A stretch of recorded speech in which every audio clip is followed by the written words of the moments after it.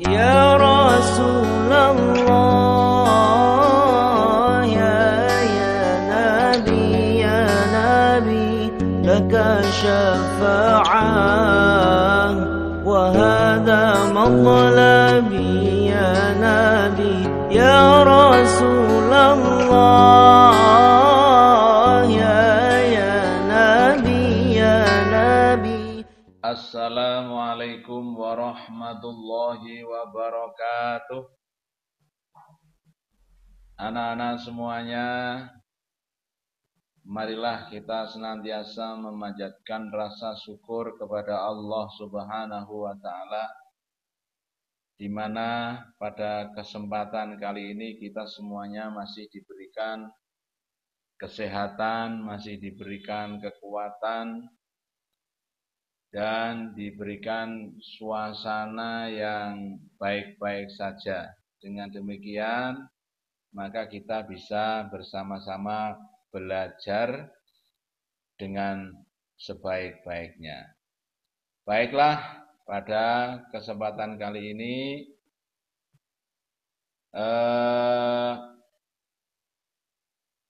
kita lanjutkan pelajaran kita, yaitu pada materi tentang tayamum. Nah, di dalam materi tayamum ini nanti yang akan kita pelajari, di antaranya kita mulai dari pengertian tayamum, apa yang dimaksud dengan tayamum, kemudian apa yang menjadi syaratnya tayamum, kemudian bagaimana tentang rukun tayamum atau kewajiban-kewajiban yang harus dilakukan ketika tayamum. Yang berikutnya ada tentang cara tayamum. Kemudian juga kita akan pelajari tentang sunnah tayamum. Juga yang terakhir nanti kita akan sampaikan, kita pelajari bersama tentang hal-hal yang dapat membatalkan tayamum. Nah, baiklah anak-anak, kita mulai dari yang pertama, yaitu tentang syarat pengertian tayamum. Anak-anak semuanya, tayamum adalah menyapukan debu atau mengusapkan debu yang suci pada muka dan tangan sebagai pengganti wudhu dan mandi besar dengan syarat-syarat tertentu. Sekali lagi, apa yang dimaksud dengan tayamum? Tayamum itu adalah menyapukan atau mengusapkan debu yang suci, ya, debu yang suci pada muka dan tangan sebagai pengganti daripada wudhu dan mandi besar dengan syarat-syarat tertentu. Nah, jadi debunya harus debu yang suci. Nah, berikutnya yaitu tentang syarat-syarat tayamum. Nah, syaratnya apa saja? Yang menjadi syarat tayamum itu ada A, B, C, D, E, F, G, H, 8. Yang pertama, boleh kita itu bertayamum. Satu, karena memang tidak ada air sama sekali, tidak ada air. Yang kedua, dibolehkan tayamum, yaitu dikarenakan sakit, di mana sakitnya tidak boleh terkena air, atau malah kalau terkena air itu berbahaya. Ini berarti ada air, tetapi kita tidak boleh bersentuhan dengan air karena sakit. Jadi sakitnya itu misalnya kalau terkena air tambah parah, maka tidak usah berwudu, tetapi boleh dengan tayamum sebagai penggantinya. Lah, yang ketiga adalah telah masuk waktu sholat. Nah, ini waktu melakukannya setelah masuk waktu sholat. Jadi kalau misalnya kurang 1 jam sholat, kurang 1 jam masuk waktu sholat, sudah tayamum, itu tidak boleh. Harus sudah masuk waktu sholat. Misalkan ketika kita akan sholat duhur, tidak ada air sama sekali, maka harus bertayamum. Maka melakukannya tayamum itu harus sudah masuk waktunya sholat duhur atau sholat asar atau maghrib dan seterusnya. Nah, masuk waktu sholat. Yang keempat, memakai debu yang bersih dan suci. Debunya harus yang bersih dan suci. Tidak boleh yang kotor, apalagi tidak suci. Harus bersih dan suci. Boleh lagi melakukan tayamum dalam perjalanan yang jauh, yang menyulitkan untuk mencari air. Kemudian berikutnya, jumlah air yang sedikit dan susah mendapatkannya. Nah, ini berarti kan ada air, tapi airnya sedikit. Atau gini, airnya hanya cukup untuk diminum. Maka airnya harus diutamakan untuk minum saja. Karena kalau tidak minum bisa mengakibatkan sesuatu yang fatal misalnya. Atau ada air tapi airnya itu hanya cukup untuk memasak. Nah, maka air tersebut digunakan untuk masak saja, tidak usah untuk berwudu. Maka wudunya diganti tayamum, karena minum, masak itu hal yang penting menyangkut jiwa. Maka ketika airnya itu hanya cukup untuk minum, hanya untuk makan, untuk memasak misalnya, dan sedikit itu juga susah cara mendapatkannya, susah sekali mendapatkannya. Nah, tapi kalau di daerah kita nggak ada. Ini maka boleh dengan tayamum, airnya itu digunakan untuk kepentingan yang lebih penting lagi, yaitu untuk mempertahankan jiwa, untuk mempertahankan keberadaannya. Nah, untuk masak, untuk minum. Nah, karena sangat sedikit dan susah sekali mendapatkannya. Berikutnya, air yang ada suhu atau kondisinya mengandung bahaya atau mengundang kemudaratan. Nah, ini berarti ada air, tapi airnya itu air yang membahayakan kondisinya. Nah, misalnya di situ ada air, airnya banyak sebenarnya. Nah, tapi airnya itu misalnya ada suhu atau ada gas yang memungkinkan bisa mengakibatkan kondisi yang baik, misalnya kondisi yang tidak baik, misalnya bisa mengakibatkan keracunan, bisa bahkan mengakibatkan kematian. Nah, maka itu tidak berwudu, tidak apa-apa, diganti dengan tayamum. Atau mungkin lagi airnya itu mengandung bahaya atau mengundang kemudorotan, mengundang bahaya.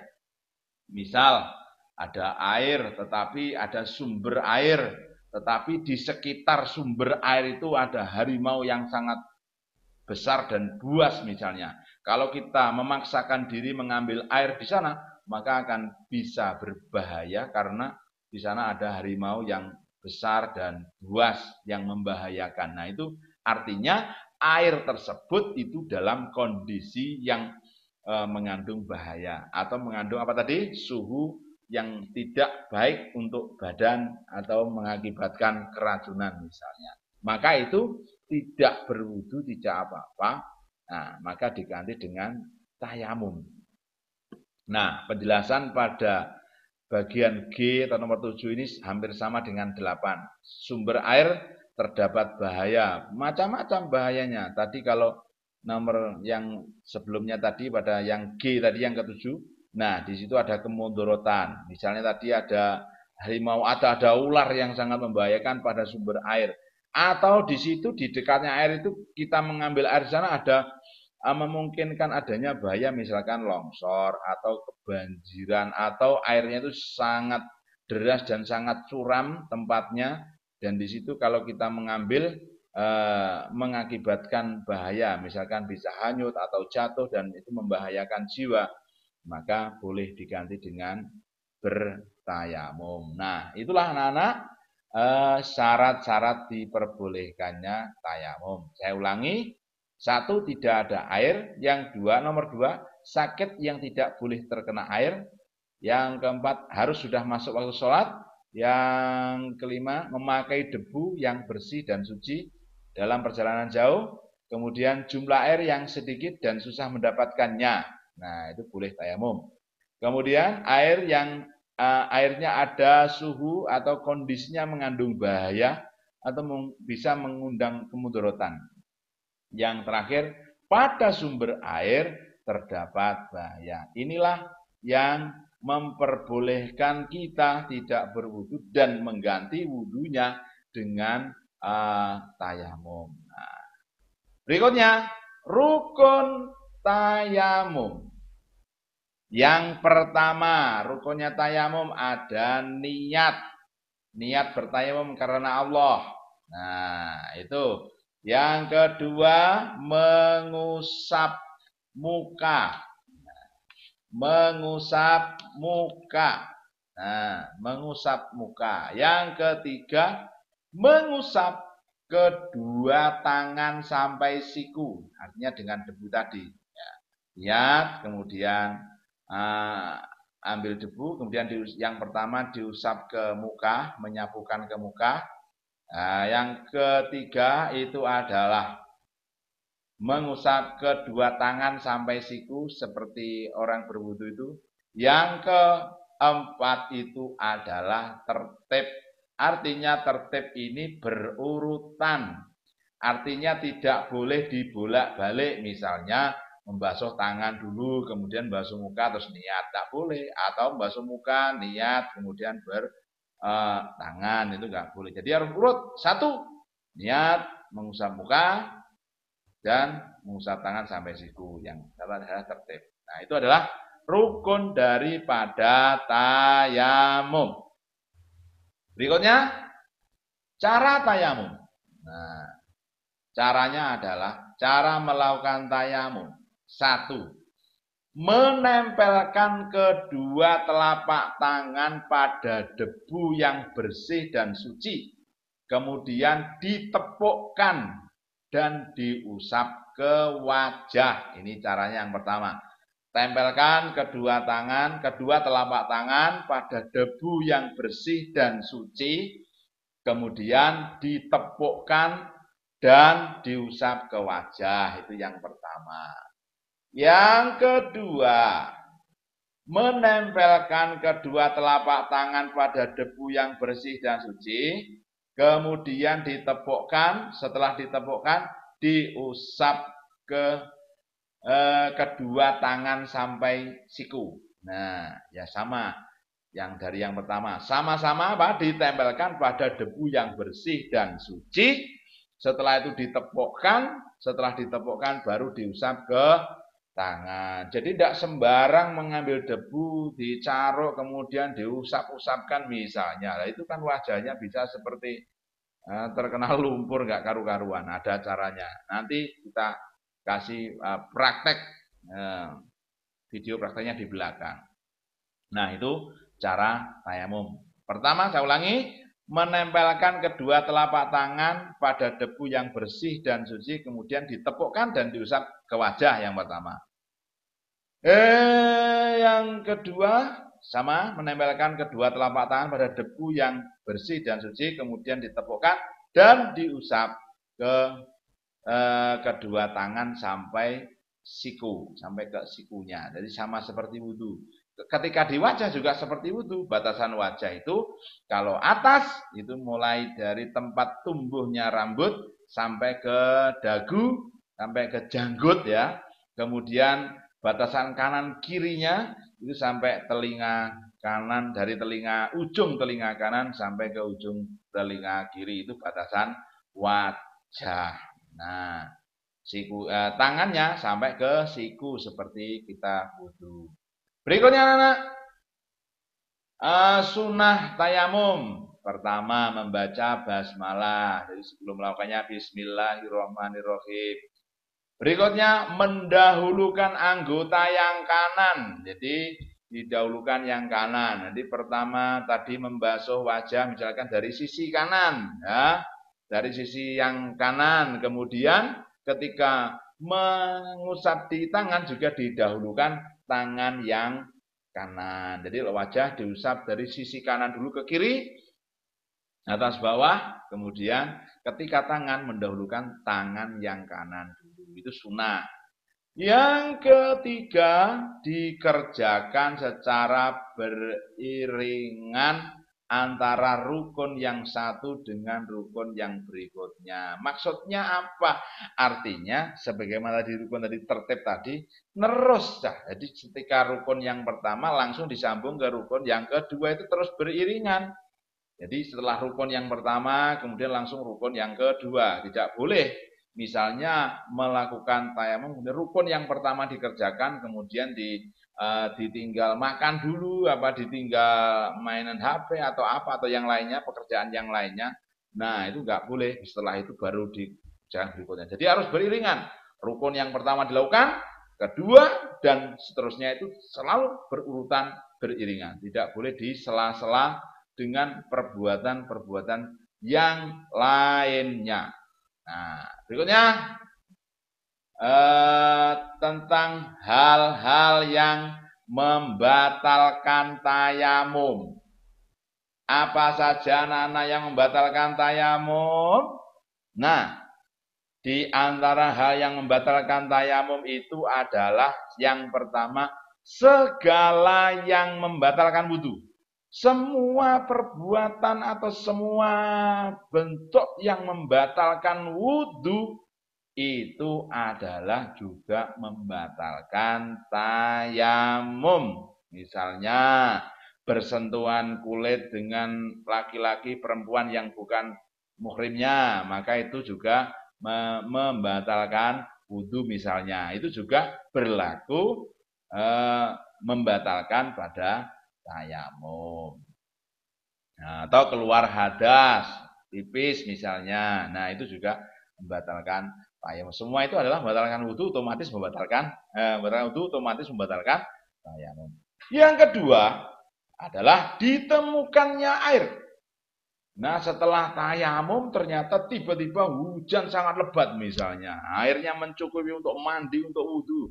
Nah, maka itu tayamumnya menjadi batal. Atau mungkin setelah tayamum ada orang yang ngasih air banyak, cukup untuk minum, cukup untuk memasak, cukup untuk mandi, cukup untuk berwudu misalnya. Maka otomatis itu tayamumnya menjadi batal. Nah, karena ditemukan air.